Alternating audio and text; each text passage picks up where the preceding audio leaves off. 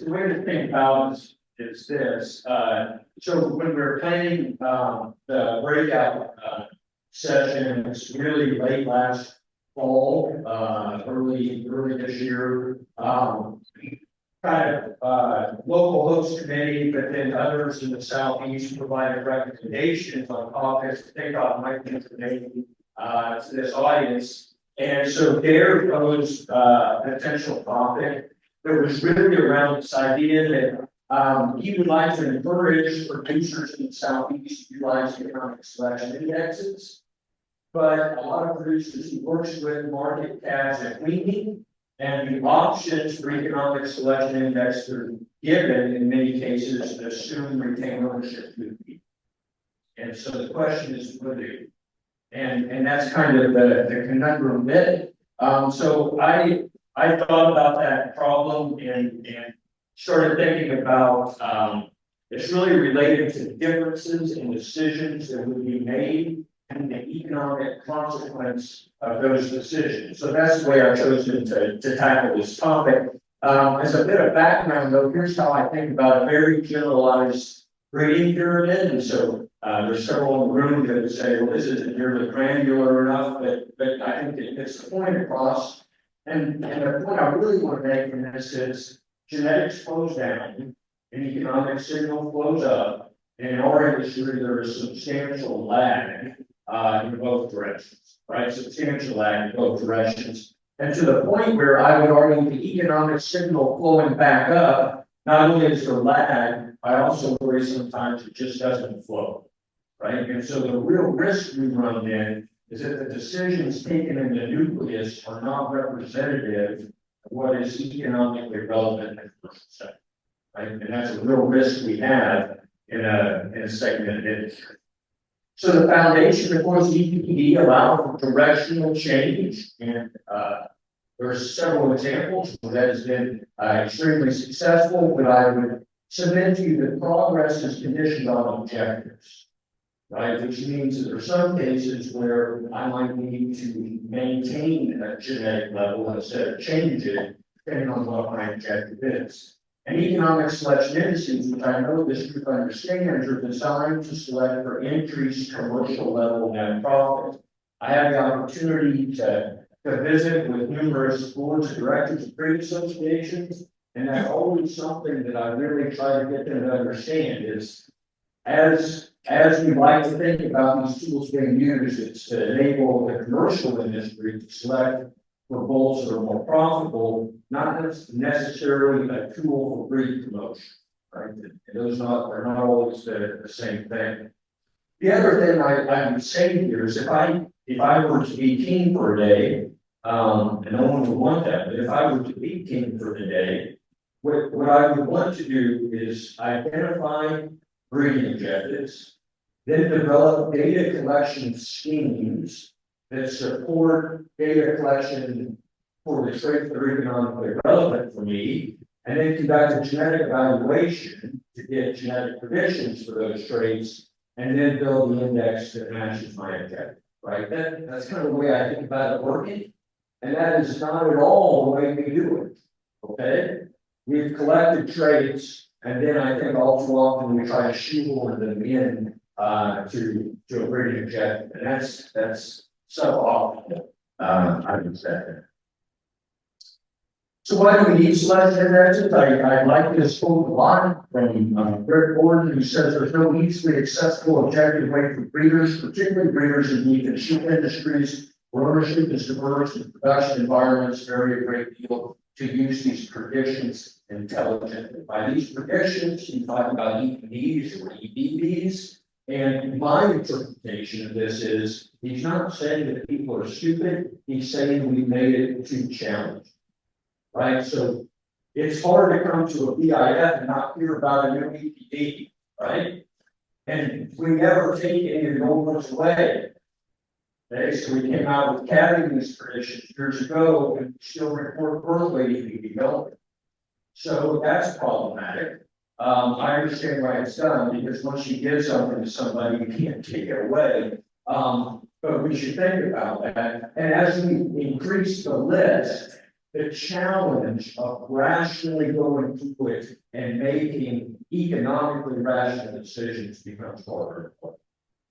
So here's the common advice people like me would give producers: use economic selection indexes. My goodness, they've been around longer than anyone in this room has. So go back to the 1940s to find published research in animals, late 1920s in the agronomy space. So use them. More detailed advice can include conditioning the choice of the index on your own breeding objective. And that's where we may get into trouble.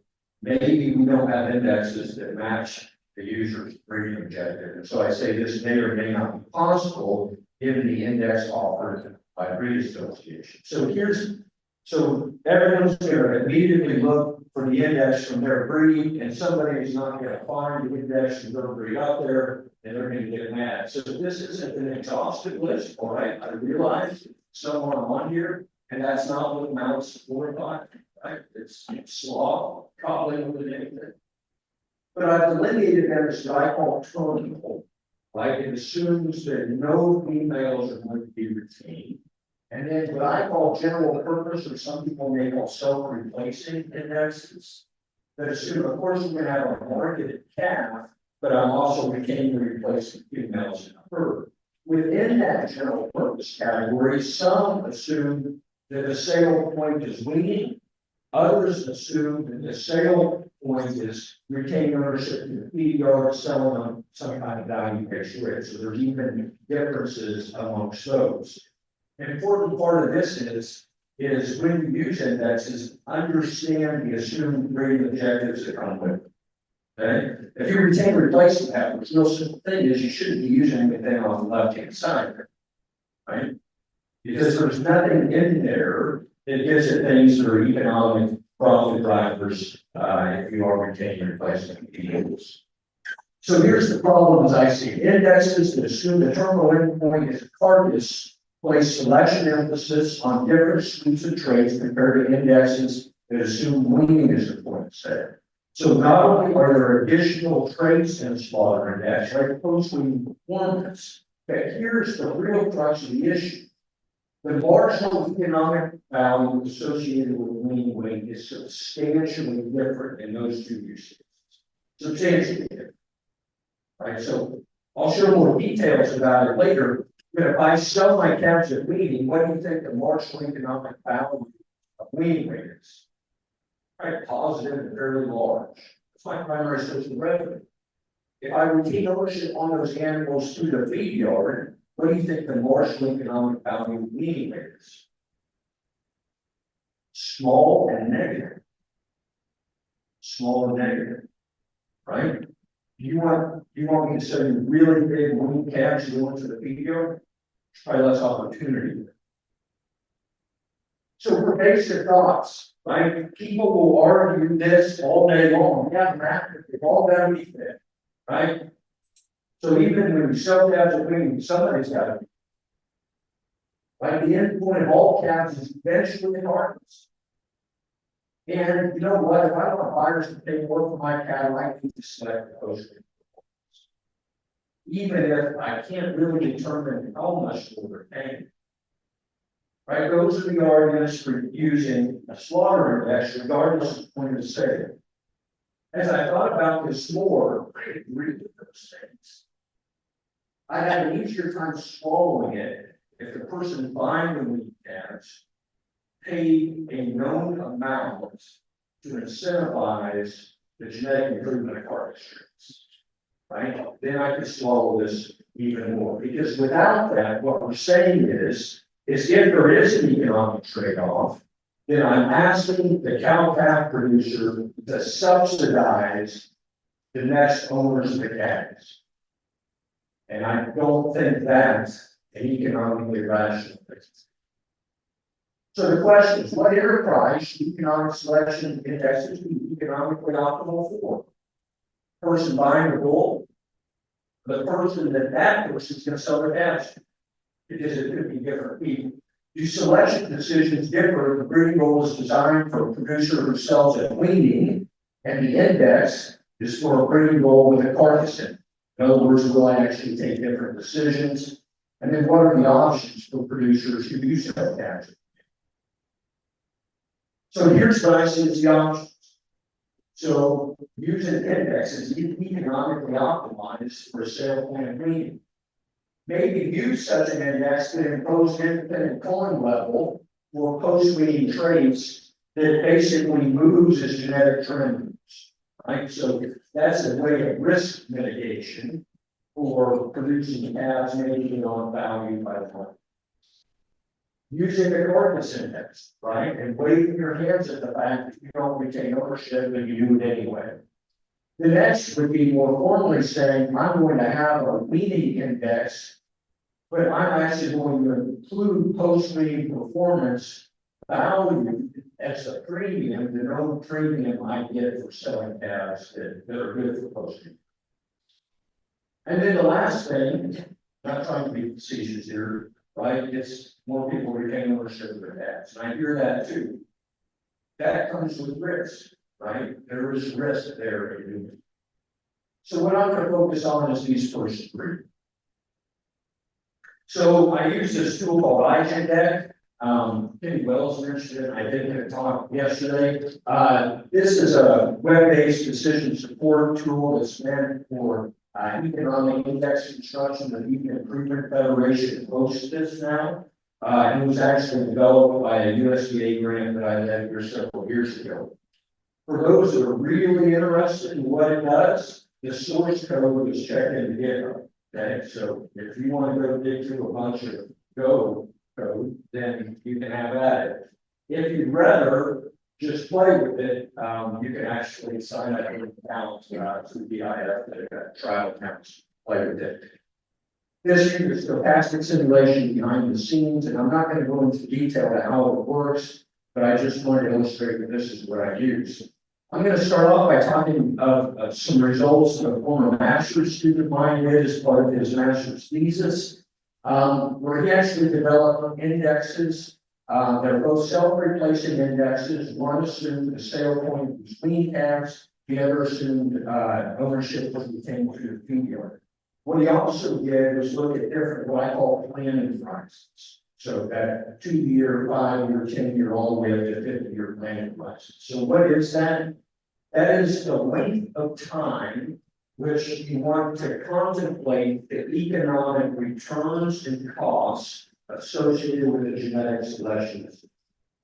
So, for example, if I have a very short 2-year planning horizon, the only traits that are going to really express in the next 2 years are growth traits. That's the only traits that are going to be expressed.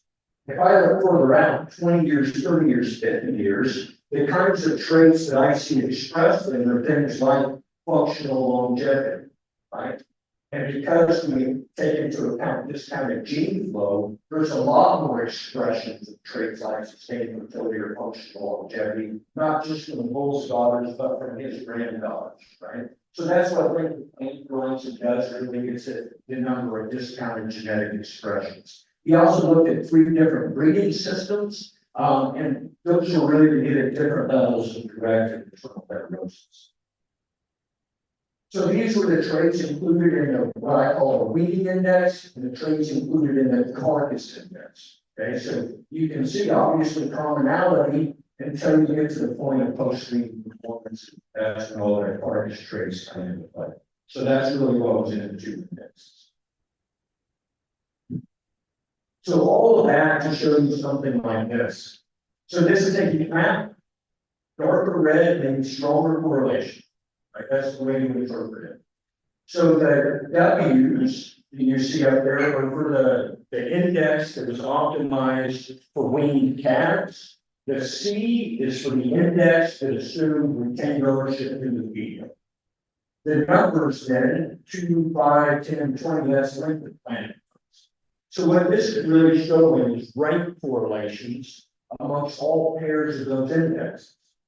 And what I want to illustrate is the part that I tried to circle, which really shows the correlations, rank correlations between indexes where there was a wean endpoint against one that was a carcass. Right? And that average correlation of that quadrant I have circled was 0.71. So most people would say above 0.7 is high, but a rate correlation, this is across 27,000 bulls, give or take. Rate correlation of 0.7 says there's going to be some around, right? There's going to be some substantial.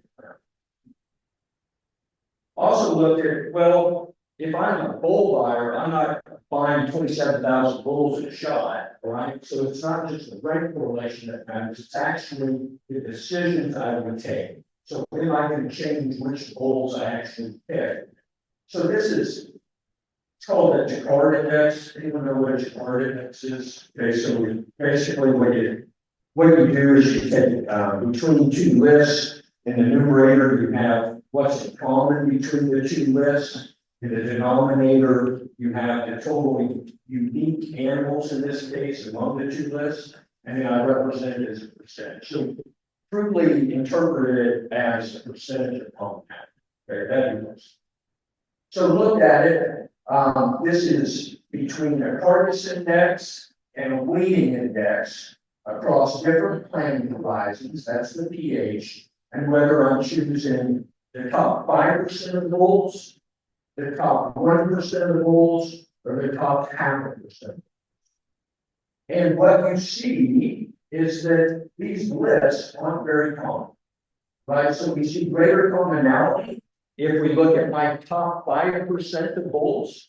But if I'm getting really picky and I just want to look at the top 0.5% of selection candidates, regardless of length of planting horizon, I have differences between those two sets, whether I'm using a carcass index or a weed index. So the bulls I would actually pick are different.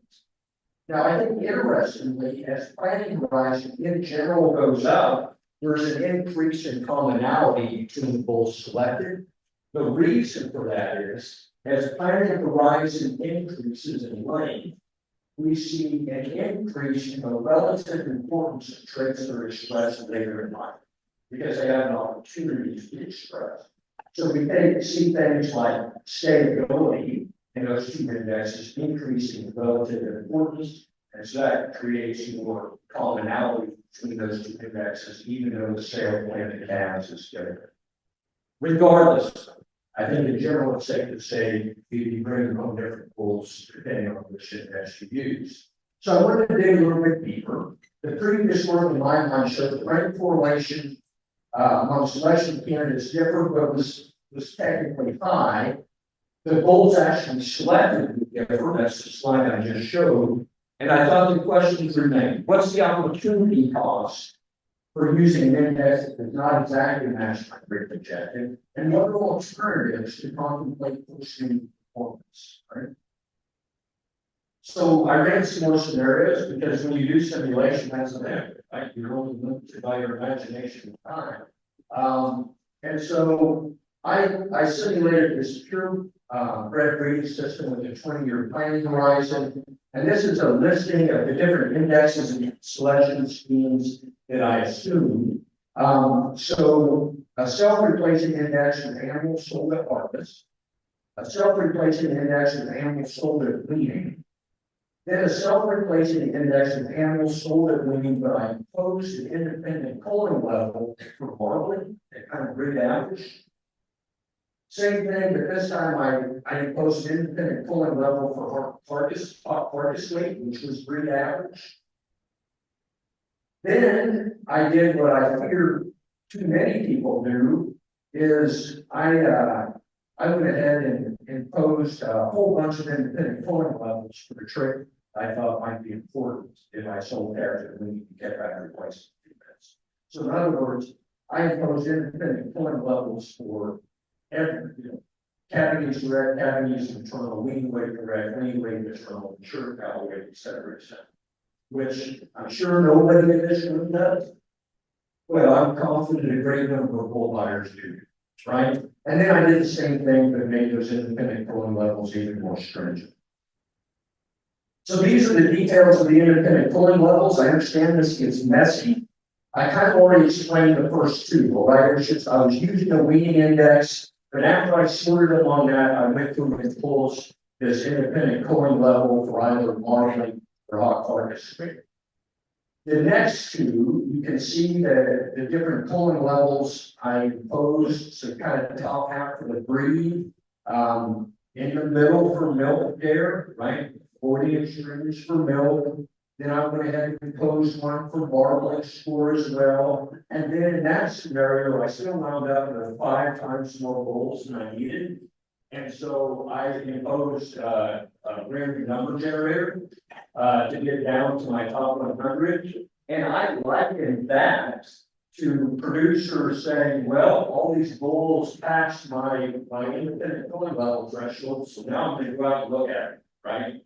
So that was my way of trying to mimic that extremely inefficient process. Anyone here offended? Well, anyone awake get offended by that? Then the last one, independent pulling levels that were just even more stringent, top 25% of breed, and removing outliers for weaning weight determinant, right? So this shows relative emphasis of traits in the breeding objective, right? So relative emphasis, if I take a marginal economic value associated with 1 unit change for a trait, and I multiply that marginal economic value by the trait's genetic standard deviation, then I'm all of a sudden made a relative economic value, because they're units there, right? Then I can look at those relative economic values proportionality. That's what these pie charts are. Okay, the pie chart on your left is for the carcass or the slaughter index. The one on the right is for the weaning index. And the thing I want to point out, which I understand it's hard to see, is I have highlighted where the arrow is pointing to is weaning weight direct. And so as I alluded to before, for the weaning index, weaning weight direct accounts for about 30% of the breeding goal. And that economic value is positive. Increase in weaning weight is economically beneficial. For the slaughter index, weaning weight accounted for about 2% of the breeding objective, and the marginal economic value is slightly negative. So it's that trait that's driving the differences. The rank correlation then among ballpark 30,000 bulls between this new slaughter index I built and the carcass index is very high. It was 0.6. So why? Right? I've got a 6-year-old son. That's a question I get asked a lot. So it's kind of refreshing to be able to pose it to somebody else. Well, there's 2 reasons. One, there's commonality in the list of traits. The other thing is prediction or covariance. So for those post-weaning traits, and I'll think about hot carcass weight in particular, that model includes weaning weight in it. So prediction error covariance says I have error around my prediction, genetic error for weaning weight direct. And that co-varies with the error I have around prediction for hot carcass weight, right? Because they're fit in the same model. So I think that's actually driving that Pearson correlation up between those 2 indexes when I apply it to the selection units. Still though, I think it would be misleading to stop at this correlation and say, well, it's high, we're done, good enough. Because still there's going to be ranking, and I wanted to look at the commonality again in both selected and then the economic value of both selected. So this is the commonality in the top 100 list. So I'll walk you from left to right. So on the far left, says there's 4 bulls in common between the top 100 bulls of the carcass index and for when I impose a very stringent independent pulling levels. There is 0 bulls in common between the top 100 lists for the carcass index and when I impose independent pulling levels kind of free average, okay, for all the weaning traits. Then the next one is the carcass index, and when I use a weaning index, but then impose the additional independent pulling level for hot carcass weight.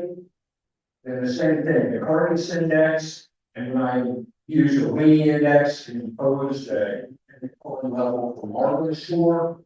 And then the 25 bulls in common between the top 100 bull list, the carcass index, and the weeding index. So yeah, there's some bulls in common, but only about a quarter. Right? So in all likelihood, you're going to be choosing different bulls. Now that by itself perhaps isn't concerning. What is concerning is this. So what these values represent is the average weaning weight index value of the top 100 bulls, depending on which method I use to pick my top 100. So, an example, on the far left, I ranked the list of 27,000 bulls and sorted it by the weaning index and calculated the average weaning index for the top 100. And that was $184. The next one, what I did is I ranked that same list of selection candidates by the carcass index, but then calculated those bulls' average weaning weight index score. So the way to interpret that is if I really sell calves at weaning, but I sort bulls based on a carcass index, I'm likely giving up 184 minus 172. I'm giving up about $12 per exposure and opportunity. Right? That's the way we interpret it. If I look at sorting them based off of the weeding index, and then impose an independent pulling level for either marble score or hot carcass weight, there's not a big difference in the average weaning weight index for those groups compared to if I just use the weaning index by itself. So I'm not giving up a lot, perhaps reduce or mitigate the risk that my calves won't be decided in the marketplace because they don't know. The other important thing, if you look at my two complete, rear end pull independent corn level schemes here at the end, I give up a lot of money, right? A lot of money. So that's giving up, close to $40 in one case, over $20 per exposure if I didn't use any kind of index, right? So what are the reasonable options for producers in this situation where there is not an index that directly matches the breeding objective? Well, one is genetic evaluation service providers can kind of say, well, here are a bunch of producers who have a breeding objective that differs from the index we provide. Maybe we need to provide an alternate index. You can use harvest endpoint index if the value differences I've shown here can be captured by premiums for the calves. And the other way of saying it is that $12 difference I showed you on the last slide. I'm okay with that if I can ensure I'm getting at least a $12 premium. If I'm not, then I can't afford to do that. If using a weaning endpoint and you have concerns, it's really this notion of risk aversion. You have concerns that people aren't going to buy your calves. If you haven't contemplated posting performance at all, then it looks like you could mitigate that risk by imposing an independent pulling level for, in my case, modeling or hot carcass rate.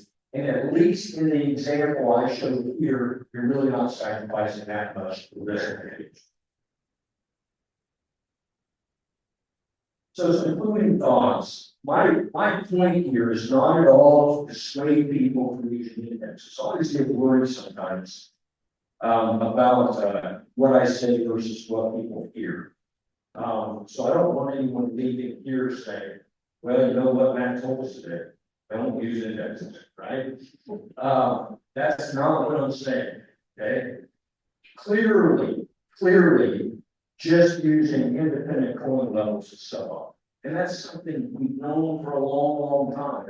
But I thought it was interesting to illustrate just how suboptimal it is.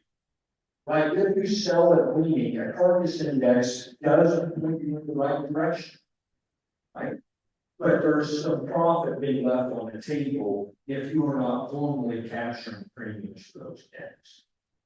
The amount of profit you're leaving on the table can vary depending on other unique aspects of your enterprise. So I can think of ways to have formed a breeding objective to create even bigger differences between my leading index and the partisan index. Right? So it's possible, right, that the differences could be larger than what I've shown here. I would say regardless, there's no way anyone can go through and figure out what that opportunity cost is unless they A, know some detail about how their cattle perform today, and B, what is their cost of production is. Because you have to go through a similar issue time to time. And I would say the scenarios I've gone through here are not exhaustive. I could go through a whole lot more scenarios. And if I was given, another week or two, then I probably would have procrastinated and not done any more than I should be here today. But I'd like to think with the opportunity for doing a whole lot more scenarios and looking at this in a much broader way. But I think it should at least serve well enough for conversation and perhaps thinking about, do we actually need additional tools to supply that clientele group? Is the opportunity cost on the table reasonable to be captured in the marketplace? And how can that formally be done, right? In my mind, to formally do it, it's saying I'm actually in the purchasing the feeder calves, paying a premium for what I assume, or better yet, predict their post-meeting performance to be, and not I'm paying a premium because, Rick's always raised good cattle. I'm sure this year's calves are good too, right? Where they're black, right? We've got to be a bit more sophisticated than that. So with that, I'd like to thank Derek Bullock principally for raising this question. Former master student, Hunter, who did some of the work that I presented, Bruce Gold and Scott Newman, because you guys know Bruce and Scott are both retired geneticists. And apparently what retired geneticists do is talk to currently employed geneticists and ask them what they're doing all the time. And I've appreciated their thoughts along the way on this topic. So with that, we have to entertain any questions before we go on to what will be our final speaker this session.